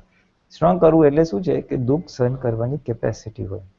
અમુકને કેવું હોય, જરાક શરદી થઈ ગઈ, જરાક તડકો લાગ્યો, હા શું થશે, હવે આ નથી કરવું, તે નથી કરવું, એ સોફ્ટ કહેવાય. આમ રફ એન્ડ ટફ, અરે થઈ ગયું તો થઈ ગયું, હું બિંદાસ. એટલે એ સમજણથી કરવું પડે. એટલે નબળું હોય તેને સ્ટ્રોંગ કરવું પડે. ઓલો કેવો સ્ટ્રોંગ છે એને કાંઈ અસર, તું શું નલો દુઃખ થાય એમ કરીને સમજાવીને અટાવી પટાવીને જે તમે કહો છો ને સેન્સિટિવનેસ કે વીકનેસ છે એ દૂર કરી શકાય. જ્ઞાનથી દૂર કરી શકાય, સમજણથી દૂર કરી શકાય એવું છે. શક્તિ માગવાથી, પ્રાર્થના કરવાથી. આપણે એનો પક્ષ નહીં લેવાનો ટૂંકમાં. આપણને અસર થઈ તો આ માણસ આ બોલી ગયો, હું કામ બોલી ગયો, હવે આ અરે છાપ બોલી ગયો તો બોલી ગયો, મને શું કામ અસર થવી છે, એનું કલ્યાણ થવા, હવે મને શક્તિ આપો, મને સ્ટ્રોંગ બનાવો. હા, થોડું ફાઇટ ઇટ આઉટ. એ 5-6 વાર કરીએ એટલે આવી જાય એ વસ્તુને જ. I remember very clearly somewhere in 1986 or round about that part. એક સમય જેવો હતો અને આવવાનો બી છે એવું દાદાને ખબર હતી કે હવે વ્યવહારમાં હાર્ડશિપ્સ વાળો સમય આવશે મહાત્માઓને કે ઇન જનરલ માણસોને તકલીફો બધું આવશે એટલે માણસ ડિસ્ટર્બ રહે, હતાશ થઈ જાય, ડિપ્રેસ થઈ જાય, ક્યાં કરને કા, શું કરવાનું. એના માટે કાઉન્ટર એક્ટ કરવા માટે દાદાએ ભગવાને આ વાત મૂકેલી જે આપણે બોલાવીએ છીએ ને, વારસ હો દાદાના શૂરવીર તારે લાવજો. હા, એમ કાયર બનો ના કોઈ દી, કષ્ટો સદા કંપાવજો. કષ્ટો સદા કંપાવજો નો અર્થ શું છે કે આપણે એવા સ્ટ્રોંગ હોય કે કષ્ટ જે આવે છે ને એ બી ગભરાઈ જાય, ચલો આની પાસે આપણું કઈ ચાલતું નથી, કષ્ટ કંપાઈ જાય, તકલીફ કંપાઈ જાય, તકલીફ ને થાય, અરે યાર આને તો કઈ અસર નથી થતી. એટલે કષ્ટો સદા કંપાવજો, કાયર બનો ના કોઈ દી, કષ્ટો સદા કંપાવજો. રે સિંહના સંતાનને શિયાળ કે શું કરી શકે? હે દાદાના સંતાન જો, સિંહના સંતાન જો, શિયાળ શું કરે? મરણાન સંકટ મેં ટકે ટેકના ધરના છે. એટલે આને વોર ક્રાય જેવું કે, તમને ખબર છે વોર ક્રાય? યુદ્ધમાં જાય ને ત્યારે હે જય જય ભોલે ગયેલે, એટલે શું આખું મેન્ટલ અને ફિઝિકલ આખું બળ આવી જાય સોલ્જરને ફાઇટ કરવા માટે. This is something like that. આપણી પ્રકૃતિ જો નબળી પડી ગઈ હોય, ઢીલી પડી ગઈ હોય, તો એને મોટિવેટ કરવા માટે, સ્ટ્રેન્થ આપવા માટે આ જોશથી બોલાવેલું દાદાએ. યાદ છે દાદા તો કેટલી વાર બોલાવેલું એક એક વાક્ય. When first time introduce you know, બોલો બધા, હું બોલાવું છું, વારસ હો દાદા, વારસ હો દાદા, મહાત્મા વિજય. This is what helps નબળા મનને સ્ટ્રોંગ કરવા માટે. One of the helping factors I'm saying. Okay. હા, બરાબર. Pulinanandji, Jai Sachidanand, I have a question. I wanted to ask if is being sensitive a sign of strength or a weakness? I mean, this question comes from, I've seen many things and I still prefer to be on the sensitive side always. I have tried to make myself hard or avoid things like not to care too much or not to love too much. And my mother has always told me that you will suffer because you are loving or caring too much. And I tend to ignore what she says and I still prefer to be sensitive. So I don't know. I'm not sure. I mean, is it a sign of strength or is it a sign of weakness? Or should I keep on being on the sensitive side or should I move on to the other side? So I'm always caught up in these two things.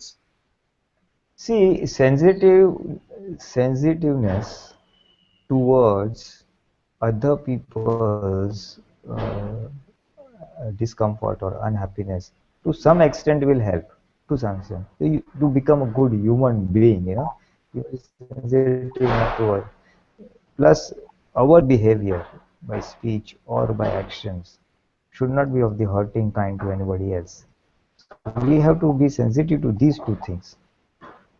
But oversensitiveness is always harmful. You may be too loving or caring.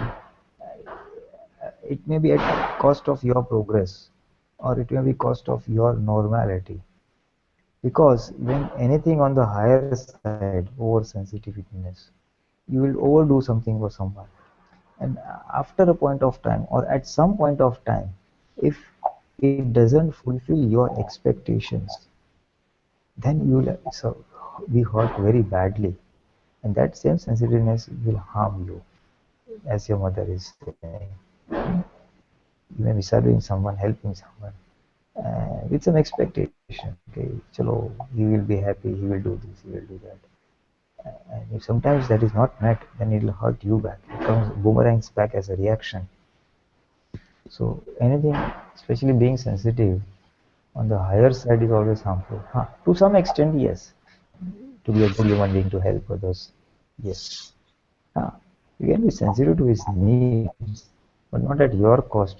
His needs can be met by you directly, or by putting an assistant or a helper to meet the other person's needs. Why you have to do it every time? I mean, I'm just giving one of these solutions. But your mother is right. Anything on the higher side is not useful. Now what happens is you have brought that type of temperament. Your prakriti is like that, sensitive. So you prefer to be sensitive. And this is what you have brought, part of your karmas or discharge. You need to be aware of it. And by gradual understanding, prayers, asking for strength, you'll be able to come to normality. In fact, normality is the essence of the world. If you want to lead a good worldly life, you have to be normal in everything. Sensitiveness is one thing. Eating, sleeping, drinking, any activity, be normal, neither more, neither less. Then you will be able to live as ideal living, as ideal human being. Sorry. Your preference is part of your temperament, but you will only change it or come out of it the day it starts hurting you. As long as it is not hurting you and you are comfortable with it, you will continue with it. That is true for any aspect of anybody's prakriti. I prepare you soft spoken, or someone prefers to remain angry or excited. He can go on till it starts hurting him. So normality is the essence. Okay. And a sensitive person will not be able to do higher order purusharths. That is, when one goes on the path of salvation, and when he has to rise above his mind, he has to rise or work against his mind, against his intellect, against his body or temperament or prakriti. At that time, a sensitive person will not be able to do that. If I am sensitive to my comforts, I will never be able to come out of my comfort zone. My eating, sleeping, drinking, all my comforts. If I am sensitive to that, I will never be able to come out of my comfort zone. If you cannot come out of a comfort zone, you cannot progress on the path of moksha. You will go up to some level, but the road ahead is for the one with a rough and tough temperament. He goes by his desires, his goal. Come what may, come any type of hardships, he is the least bothered. Now, unless one is rough and tough, he cannot do that. A sensitive person cannot progress on that path. So to some extent it will help you, but higher order things, it will be a hindrance. Definitely it will be a hindrance. What do you mean by higher order things? Higher order means if I want to achieve permanent state of Atma Jagrati, I want to remain in my soul, I want to remain separate from the body. If I have decided I will get up at 4, I will get up at 4. Then come what may. Prakriti may support me, it will not support me. I go by my decision, that's all. I mean, I'm soul-centered. Yeah, actually, that is the higher order thing. Separation from the body and things like that. Right now, it's not. You may not able to appreciate what I am trying to say because you are not having that vision that I am the soul, I am separate from the body. But for people who have that vision and whose goal is salvation or separation from the body, this talk is for them. For normal worldly life, it's okay. Either way, you can survive. You can survive. Your sensitiveness will put you in one framework. You'll be happy in that framework. Your comfort zone you have defined, and you will remain in that comfort zone. Sensitive people are not able to come out of that comfort zone. One very small example. Supposing I have the habit of taking a nap in the afternoon. I normally get up at 3:34 in the afternoon. I have a cup of tea, 4 o'clock, I am very fresh. I can go out anywhere.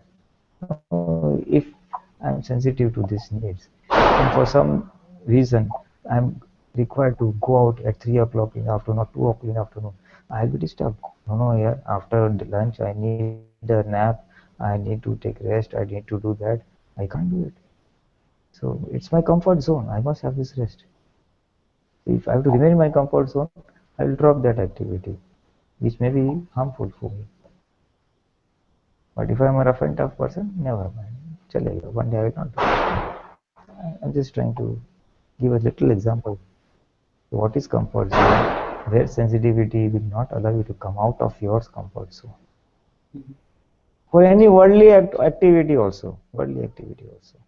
I mean, my sensitiveness, I mean, as you said, it is, how to explain? बोल सकते हो हिंदी में बोल सकते हो हिंदी में नहीं आएगा अच्छा तो मराठी में बोल दो नहीं इंग्लिश में ठीक से मराठी चालेल मला मराठी समजते नाही मराठी माणूस आहे काय नाही मराठी आणि हिंदीमध्ये तेवढे शब्द नाही आहेत माझ्याकडे जेवढे इंग्लिश मध्ये आहेत इंग्लिश मध्ये म्हणजे समजायला आणि समजवायला सोपं आहे माझ्या बोला इंग्लिश मध्ये बोला चला my sensitiveness is, I mean, I can get into another emotional state always. I mean, I can get into another emotional state and achieve my goals.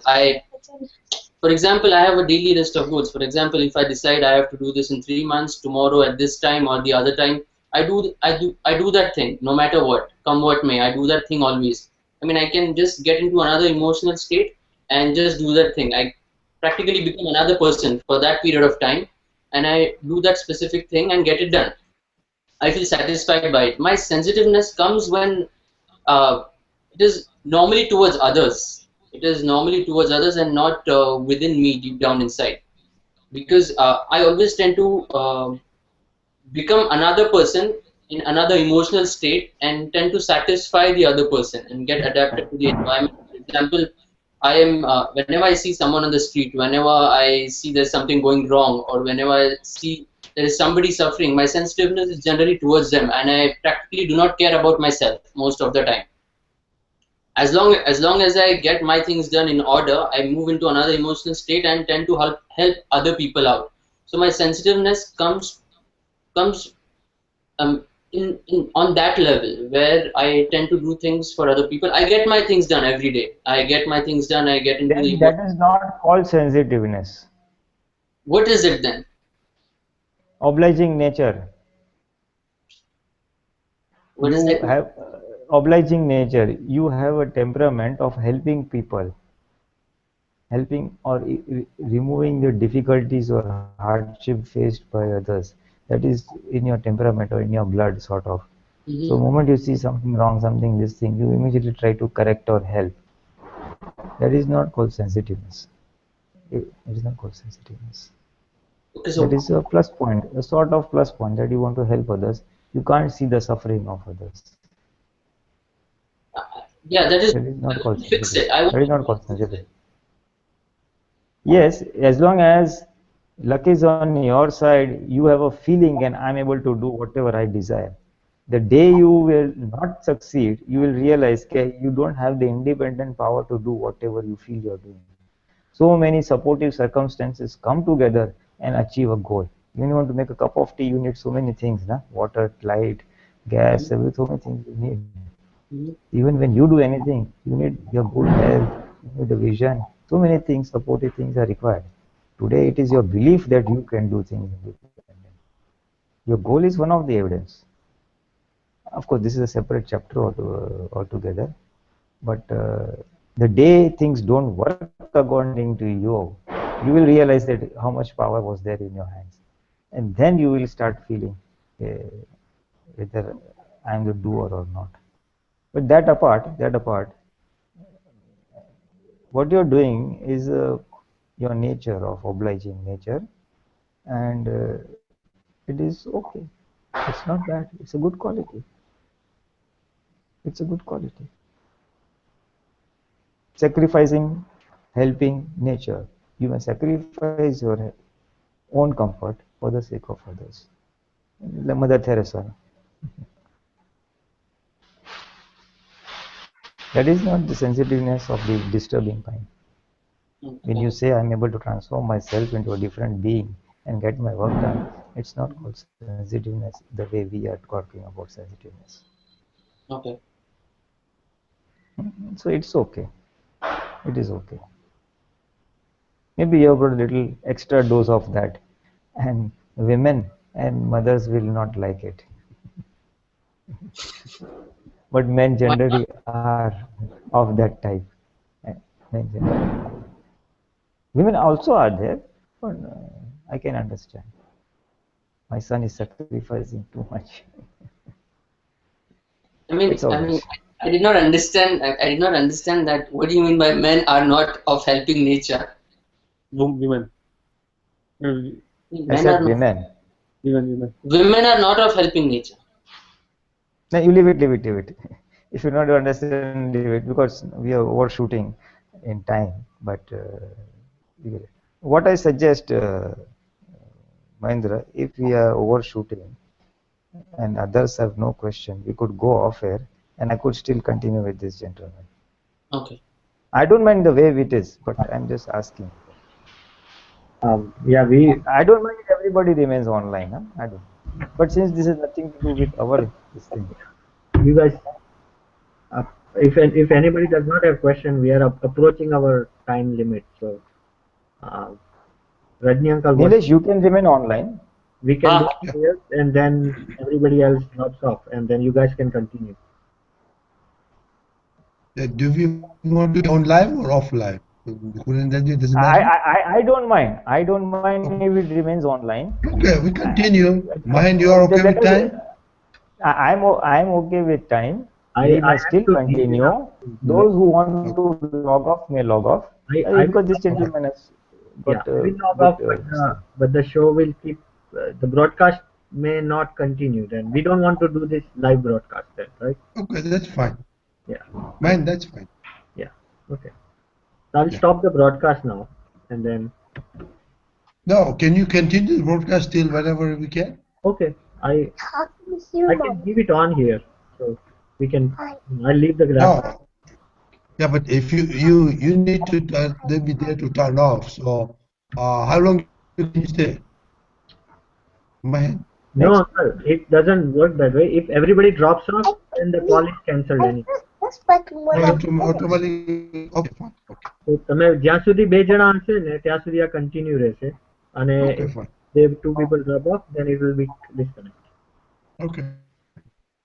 Okay, you can continue, Pulinanandji, with Nilesh and those people. Yeah. Okay. So, what is your name, Nilesh? What is it? Sanyog. Sanyog. Okay, you understand. So, Sanyog, it is like this. When you are giving too much of attention to somebody else, and if the mother or realizes that it is reducing the attention towards her, or reducing something which otherwise she would have not liked to reduce. It could be time, it could be money, it could be attention, it could be anything. At least at that time they tell you, don't be too sensitive. But as I mentioned earlier, you are not a sensitive person in that sense. You have brought obliging nature, and you are compulsively drawn towards helping others or rectifying errors, mistakes, or uncomfortable or wrong situations. So it's part of your nature. It's part of your nature. It's okay, I said. It's okay. Carry on. Carry on. As long as you're not hurting somebody, as long as you're not breaking any nature's law, doing something wrong, it should be fine. If your objective is to just simply help someone, I think that's fine. That's fine. Okay.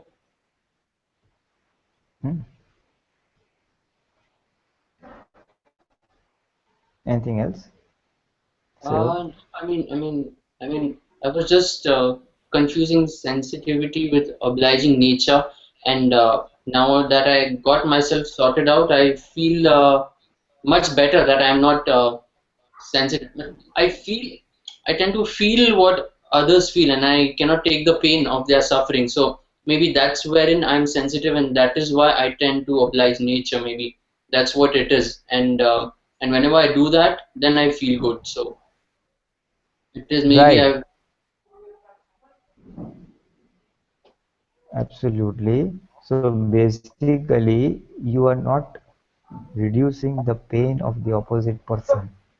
You are reducing your pain, which his pain is causing to you. Okay. So it's okay. Some people have, disturbed by someone's difficulties. Some people are not so disturbed by someone's difficulties. Now you are greatly disturbed, so you are compulsively drawn to reducing the opposite person's unhappiness, so that the unhappiness of that opposite person, which is causing unhappiness in you because of your sensitiveness towards his unhappiness, in the process you are reducing or diminishing your unhappiness caused by the unhappiness of the other person. Your sensitiveness is there. You're sensitive to the other's needs to a little extra extent as compared to a normal man.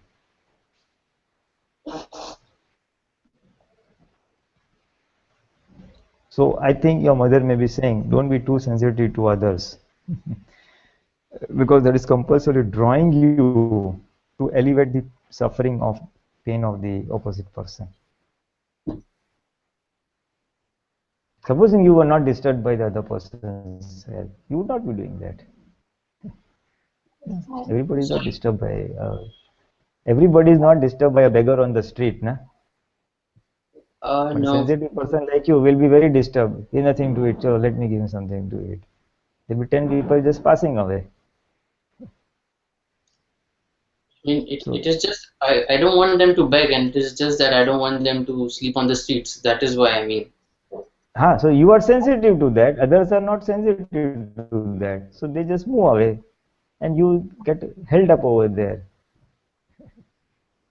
So you are sensitive towards his suffering. And his suffering, by seeing his suffering, by seeing the suffering of the beggar, it is causing suffering in you to such a large extent that you are forced to elevate his suffering. If you were not being disturbed by his suffering, you would not be doing that.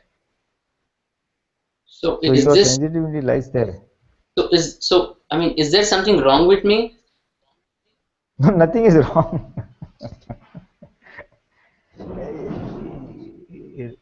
It is not wrong. But the day you are not able to elevate the suffering, you should not feel bad about it. Okay.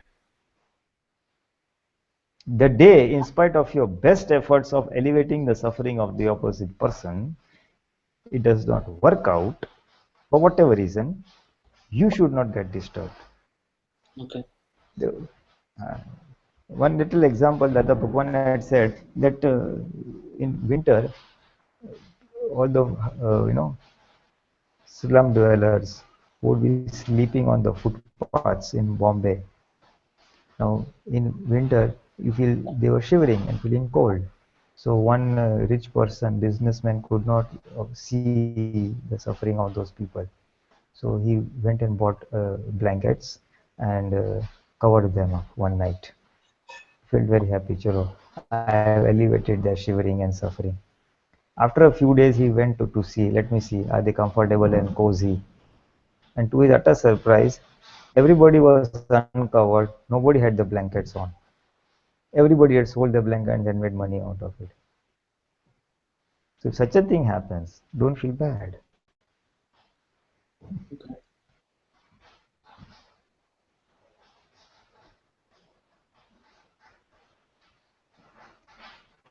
Don't get confused so much. All I say, what you are doing is something for the good of others. You have brought it within you. Just carry on. The day you feel suffocated or some difficulty, come and ask. I will solve it. Don't feel miserable right now. Okay. I've tried to explain that this is your temperament or nature that you have brought. I remember one more thing But from you understand, you are elevating your suffering, not the other person's suffering. Are you able to understand what I'm saying? Yeah, I understood. So So I mean, that is a negative trait, is it? I mean, when I'm trying to elevate my suffering, I'm suffering because of other It, people. it is not a negative trait. You are sensitive on the little higher side. Everybody feels disturbed, but nobody is compulsively drawn to elevate the suffering of the others. You are compulsively drawn to the elevation. Keep it, nothing wrong. But the day it starts disturbing your normality and human life, maybe even, are you married? No. So if your wife objects it, then at that time you have to start thinking whether you do or don't do it. Right now you carry on. Okay. Okay. I mean, it is not only with people on the streets or something like that. For example, I have an example from my college university in Pune, where I used to attend some part of the lectures, and I had all the notes, and I gave it to all of my friends, and everybody photocopied it from the machine which was there downstairs. And one lady came up to me, and she told me, Sayog, you will be unsuccessful in life because you are giving away things and you are helping people. She told me, I remember her words very carefully, that stop helping people, stop helping everybody, and stop giving away stuff. Otherwise, you will be unsuccessful all your life. That is what she told me when I was about 20 years old.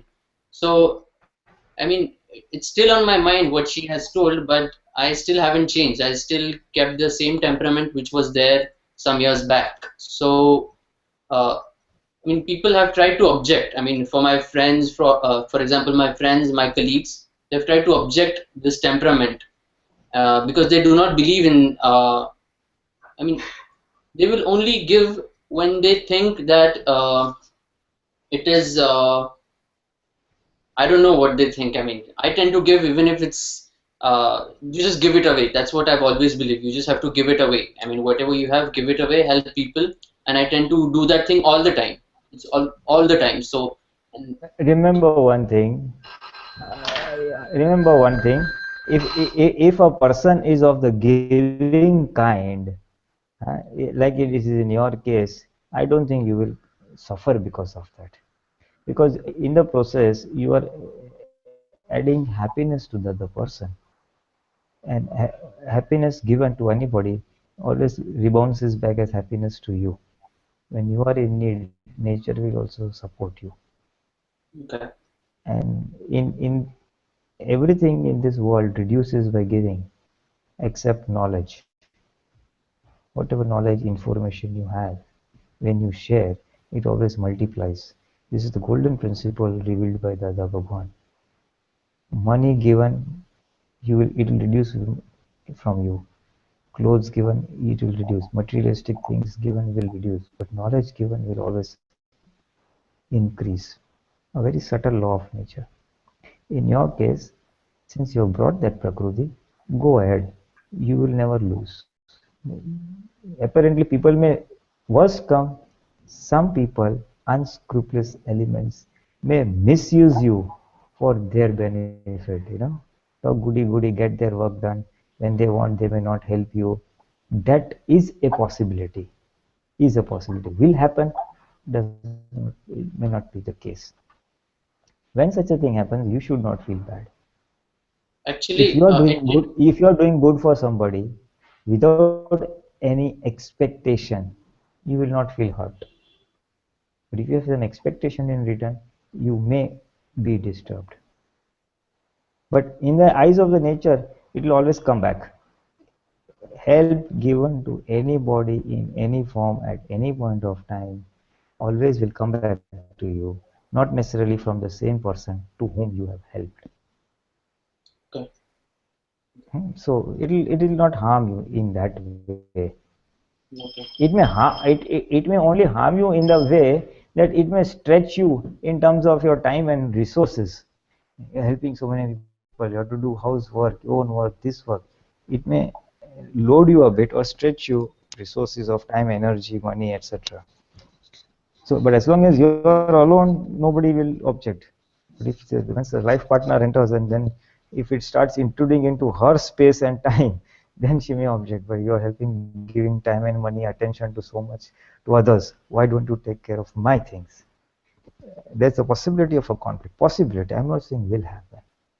Okay. And you remember, so as I said, as long as you're on, go ahead. Man, who knows? You may get a life partner who also believes like you in helping others. Then both of you may continue. Both of you may continue. Okay. Selfless service. Remember one thing. Yeah. Carry your good work without any expectation in return. Yeah. In your heart, you must be clear. I'm doing just for the sake of his good. I don't want anything back. Yeah. If you do that, you will never suffer, or Okay. you will never feel bad also, even if something goes wrong or someone hurts you. So it's okay. For the moment, carry on. In case there's a problem, we'll see later on. Okay. You're not doing anything wrong. Okay. Okay. Anything else? No, that's it for now.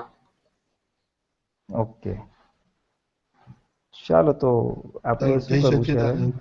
જય સચ્ચિદાનંદ. Okay જય સચિદાનંદ. Jai જય Satchidanand. સચ્ચિદાનંદ. જય સચિદાનંદ.